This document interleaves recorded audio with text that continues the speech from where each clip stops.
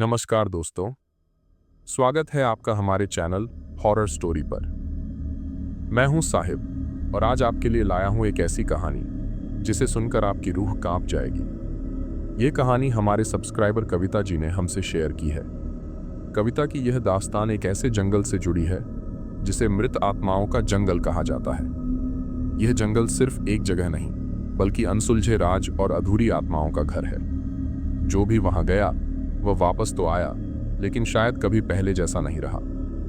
तो दोस्तों, अगर आप चैनल पर नए हैं तो चैनल को सब्सक्राइब करें और हमारी हॉरर फैमिली का हिस्सा बनें। और अगर आपके पास भी ऐसी कोई डरावनी या रहस्यमयी कहानी है तो हमें ईमेल के जरिए ज़रूर भेजें। हो सकता है अगली कहानी आपकी हो।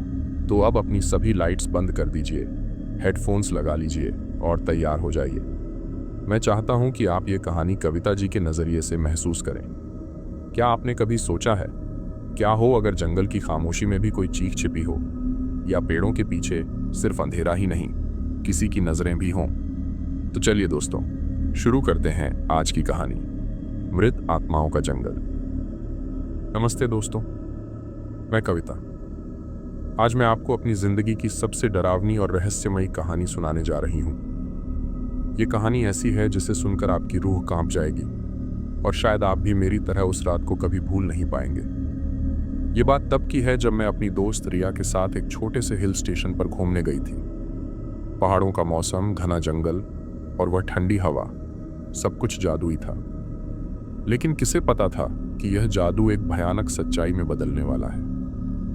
रिया और मैंने सुना था कि वहां एक जंगल है जिसे लोग मृत आत्माओं का जंगल कहते हैं। हमें रोमांच का बड़ा शौक था, तो बिना कुछ सोचे समझे हमने फैसला किया कि हम उस जंगल की सैर करेंगे। जंगल के पास एक छोटा सा गांव था। जब हमने गांव वालों से जंगल का रास्ता पूछा तो उनकी आंखों में डर साफ झलक रहा था। एक बूढ़े बाबा ने कहा, उस जंगल में मत जाओ, वहां जिनकी मौतें अधूरी रह गईं, उनकी आत्माएं भटकती हैं। लेकिन हम उनकी बात को हंसी में उड़ाकर जंगल की ओर निकल पड़े। जैसे ही हम जंगल के अंदर गए, एक अजीब सी खामोशी ने हमारा पीछा करना शुरू कर दिया। पंछी तक चुप थे और हर कदम पर ऐसा लगता था जैसे कोई हमें देख रहा हो। चलते चलते हमें एक पुरानी टूटी फूटी झोपड़ी दिखी। उत्सुकता में मैंने अंदर झांका। वहां एक जला हुआ लालटेन और फटी हुई चादरें पड़ी थीं।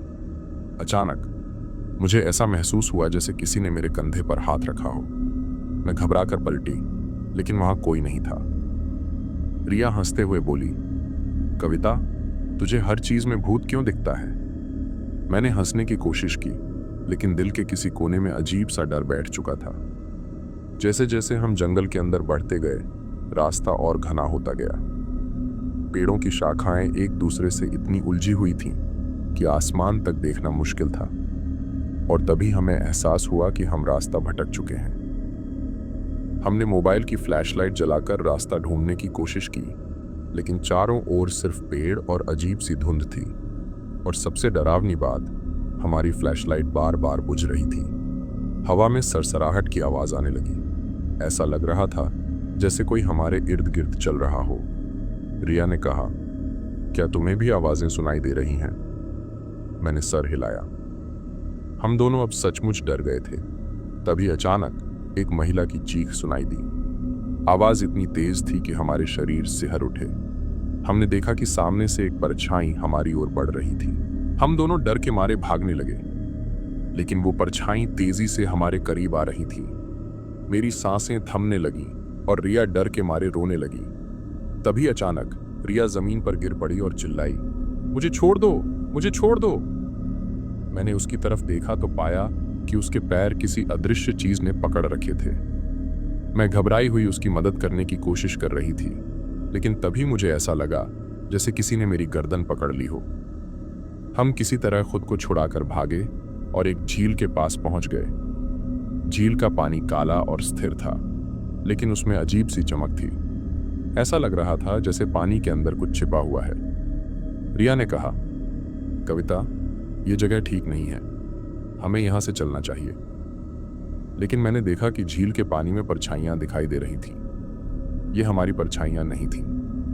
अचानक झील का पानी उफान मारने लगा और उसमें से सफेद धुएं जैसी आकृतियां निकलने लगी। उन आकृतियों के चेहरे विकृत और डरावने थे। वे चिल्ला रही थीं, यहां से भागो, ये जंगल तुम्हारा नहीं है। हम दोनों ने अपनी जान बचाने के लिए पूरी ताकत से भागना शुरू किया, लेकिन ऐसा लग रहा था जैसे जंगल खत्म ही नहीं हो रहा। हमारे चारों ओर अजीब सी हंसी गूंज रही थी। भागते भागते हमें एक पुराना पेड़ दिखा। उसकी शाखाएं इंसानों के हाथों जैसी लग रही थीं। अचानक पेड़ से खून टपकने लगा। रिया ने चीखते हुए कहा, कविता, ये जगह हमें मार डालेगी। मैंने उसे शांत कराने की कोशिश की, लेकिन तभी पेड़ से एक आवाज आई, तुमने हमारी भूमि को अशुद्ध किया है, अब तुम यहां से कभी नहीं जा सकोगी। हम दोनों लगभग बेहोश होने वाले थे, लेकिन तभी दूर से एक धीमी सी रोशनी दिखाई दी। वो रोशनी किसी इंसान के हाथ में पकड़ी हुई थी। एक बूढ़ा बाबा रोशनी के साथ हमारी ओर बढ़ रहा था। उसने मंत्र पढ़ते हुए कहा, डरो मत बच्चियों, इन आत्माओं को शांति चाहिए। बाबा ने झील के पानी में कुछ फूल और हल्दी फेंकी और जोर से मंत्र पढ़ने लगे। धीरे धीरे उन आत्माओं की चीखें कम होने लगी। झील का पानी शांत हो गया और जंगल की खामोशी वापस आ गई। बाबा ने हमें बताया कि यह जंगल उन लोगों की आत्माओं का घर है जो किसी न किसी कारण से अधूरी मौत मरे। उनकी आत्माएं इस जगह को छोड़ नहीं सकती।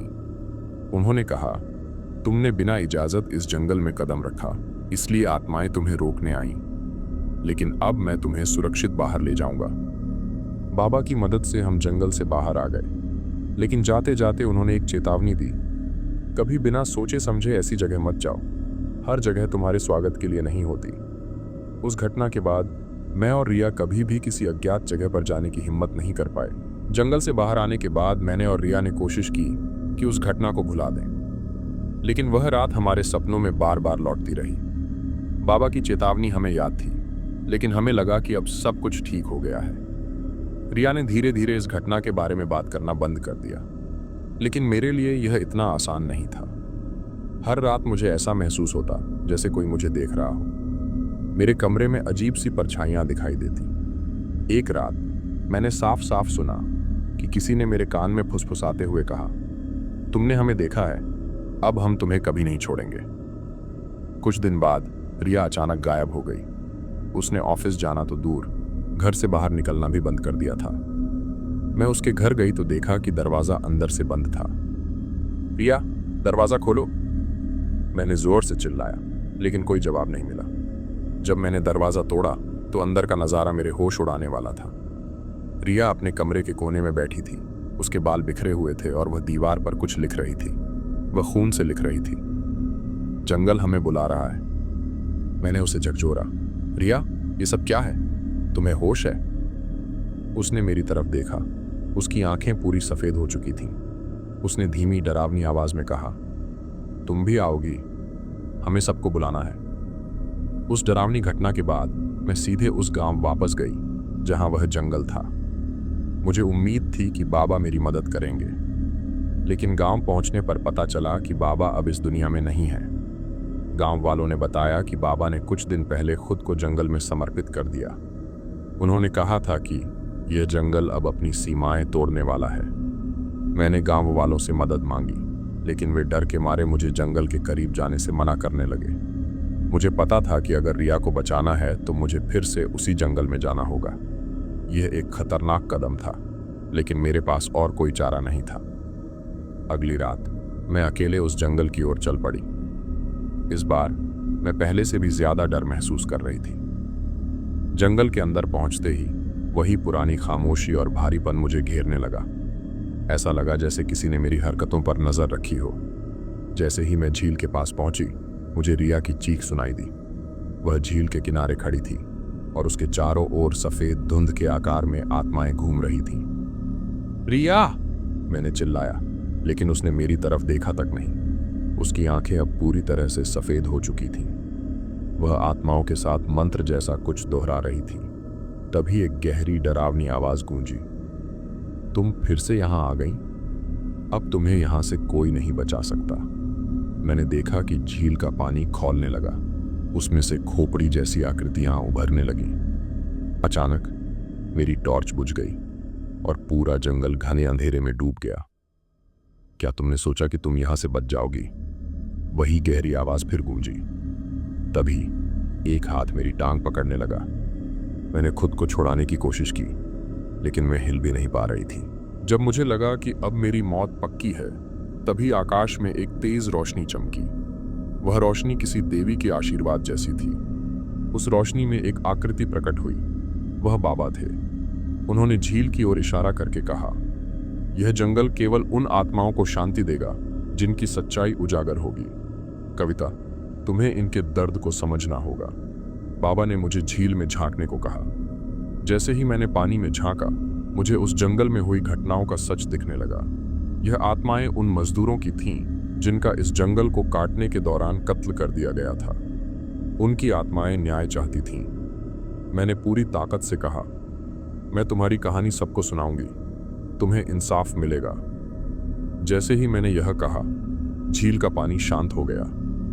आत्माएं धुएं में बदलकर आकाश में विलीन हो गईं। रिया बेहोश होकर जमीन पर गिर गई। बाबा की आकृति धीरे धीरे गायब हो गई, लेकिन उनकी आवाज गूंजी, अब इन आत्माओं को कोई कष्ट नहीं देगा। जंगल से बाहर निकलने के बाद भी मेरे दिमाग में कई सवाल घूम रहे थे। बाबा ने कहा था कि आत्माओं को शांति मिल गई है, लेकिन क्या यह सच में अंत था, या फिर यह किसी बड़े खतरे की शुरुआत थी? रिया अब ठीक थी, लेकिन वह पूरी घटना को याद नहीं कर पा रही थी। वह बार बार पूछती, कविता, हमने उस जंगल में क्या देखा? मैं वहां क्यों गई थी?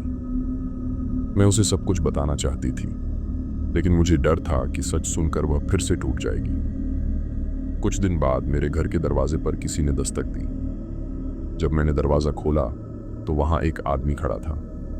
उसकी आंखें अजीब तरीके से लाल थीं और उसका चेहरा ऐसा लग रहा था जैसे महीनों से सोया ना हो। तुम कविता हो, है ना? उसने धीमी और रहस्यमयी आवाज में पूछा।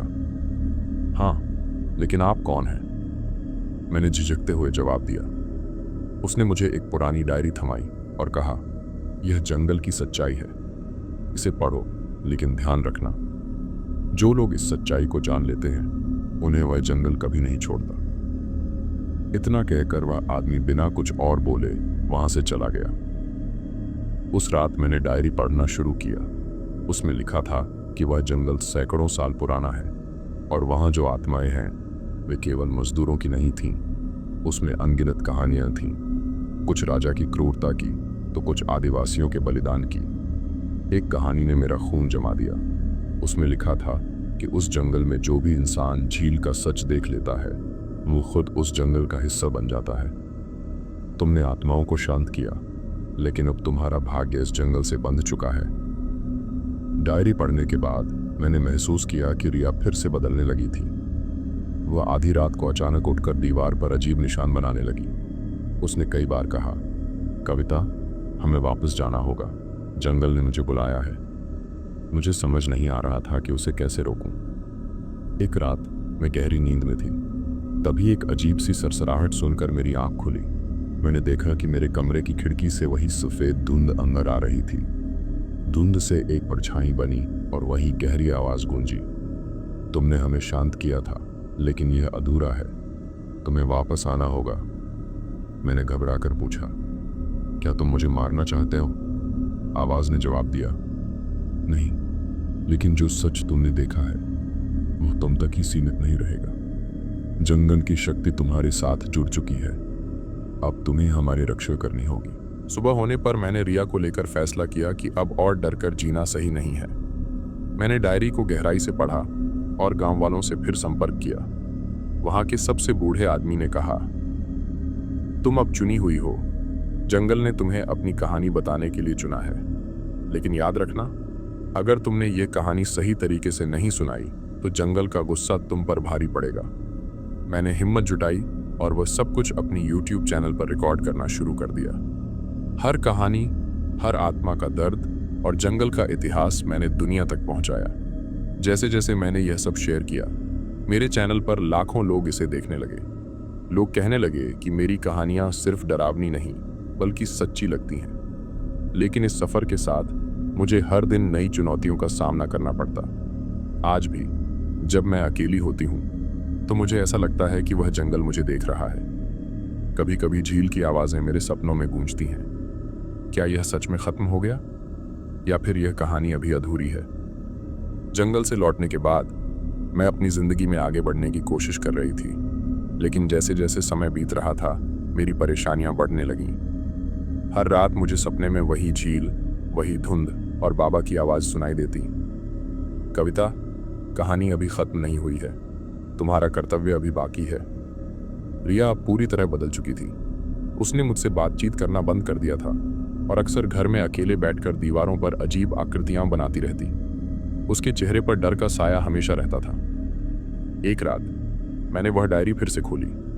उसके आखिरी पन्ने पर लिखा था, जो भी जंगल की आत्माओं को शांत करेगा वह उनका संरक्षक बन जाएगा। लेकिन संरक्षक बनना आसान नहीं। आत्माओं की शांति केवल अस्थायी है। हर सदी में जंगल अपने संरक्षक को वापस बुलाता है। अगर वह संरक्षक जंगल की पुकार को न सुने तो उसकी आत्मा भी झील का हिस्सा बन जाती है। ये पढ़कर मेरे रोंगटे खड़े हो गए। क्या मैं भी झील का हिस्सा बन जाऊंगी? क्या मुझे अपनी जिंदगी का बलिदान देना होगा? कुछ दिनों बाद रिया अचानक गायब हो गई। इस बार कोई संदेश, कोई निशान नहीं छोड़ा। मैंने पुलिस में रिपोर्ट दर्ज कराई, लेकिन कोई सुराग नहीं मिला। एक रात मुझे उसके फोन से एक कॉल आया। कॉल उठाते ही मैंने सुना, कविता, जंगल ने मुझे बुला लिया है, मत आना, यह सब एक जाल है। उसकी आवाज़ टूट रही थी, लेकिन जो मैंने सुना वह मेरे होश उड़ाने के लिए काफ़ी था। मैं जानती थी कि मुझे रिया को बचाने के लिए उस जंगल में दोबारा जाना पड़ेगा, लेकिन इस बार मैं अकेले जाने के लिए तैयार नहीं थी। मैंने अपने चैनल के कुछ फॉलोअर्स से मदद मांगी, जो खुद भी इस रहस्य में रुचि रखते थे। 3 लोग मेरे साथ चलने को तैयार हुए। आदित्य, एक प्रोफेशनल वीडियोग्राफर, सुमन, एक पैरानॉर्मल एक्सपर्ट, राहुल, एक इतिहासकार जिसने उस जंगल पर रिसर्च की थी। हमने पूरी तैयारी की, कैमरे, ड्रोन और कुछ धार्मिक वस्त्र। लेकिन सच कहूं तो मुझे पता था कि कोई भी तैयारी हमें उस जंगल के गुस्से से बचा नहीं सकती। जैसे ही हम जंगल में घुसे, एक बार फिर वही खामोशी और भारीपन ने हमें घेर लिया। इस बार जंगल पहले से भी ज्यादा डरावना लग रहा था। आदित्य ने कैमरा चालू किया और हम धीरे धीरे झील की ओर बढ़ने लगे। राहुल ने रास्ते में एक पुराने पत्थर पर अजीब से निशान देखे।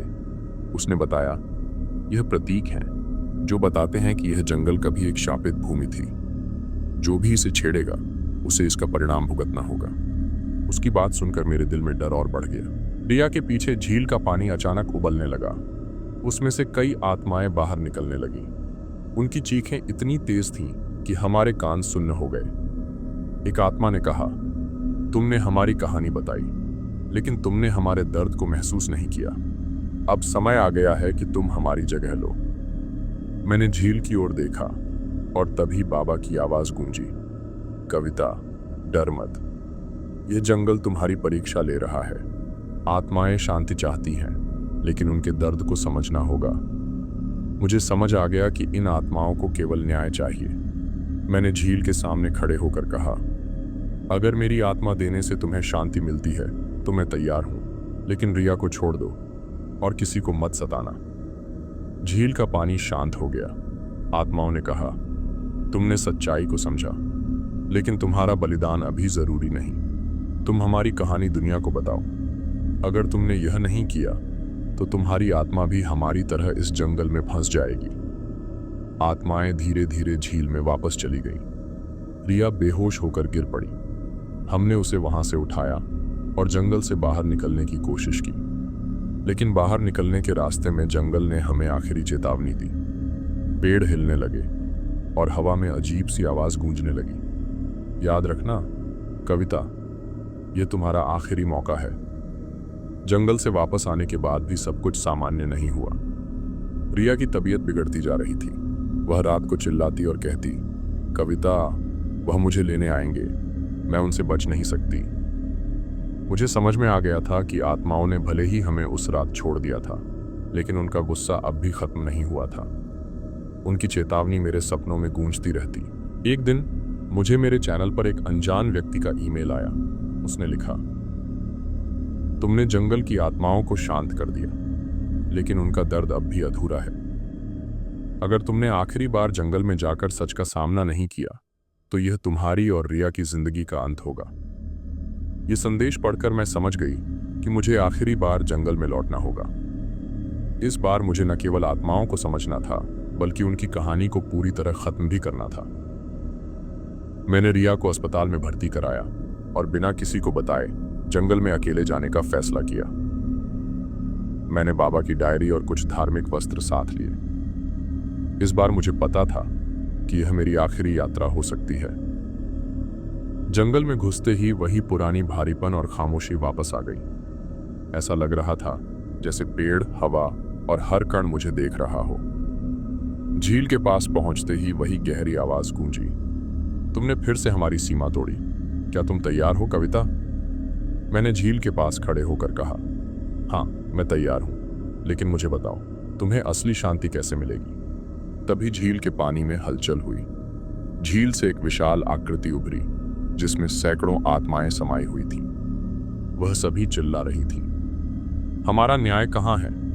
हमें क्यों मारा गया? मैंने बाबा की डायरी खोली और पढ़ना शुरू किया। उसमें लिखा था कि यह आत्माएं केवल तभी शांत होंगी जब उनके हथियारों का सच उजागर होगा। झील ने मुझे एक भयानक दृश्य दिखाया।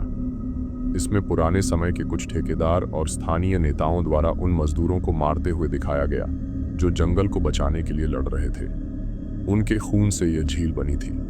उनकी आत्माएं इसलिए भटक रही थीं क्योंकि किसी ने उनके बलिदान को याद नहीं किया। मुझे समझ आ गया कि उनकी आत्माओं को शांति तभी मिलेगी जब उनकी कहानी को पूरी दुनिया के सामने लाया जाएगा। झील ने मुझसे कहा, कविता, अगर तुम हमारी कहानी दुनिया को बताने का वादा करती हो तो हम तुम्हें और रिया को छोड़ देंगे, लेकिन अगर तुमने यह नहीं किया तो तुम्हारी आत्मा भी हमारे साथ फंस जाएगी। मैंने जवाब दिया, मैं वादा करती हूं, मैं तुम्हारी सच्चाई को पूरी दुनिया के सामने लाऊंगी, तुम्हें इंसाफ मिलेगा। जंगल अचानक शांत हो गया। झील का पानी ठहर गया। आत्माएं एक एक करके झील में समा गईं, लेकिन जाते जाते उन्होंने मुझे चेतावनी दी, अगर तुमने अपने वादे से मुंह मोड़ा तो तुम्हारी आत्मा भी इस जंगल में हमेशा के लिए फंस जाएगी। जंगल से लौटने के बाद मैंने अपने चैनल पर इन घटनाओं को पूरी ईमानदारी के साथ शेयर किया।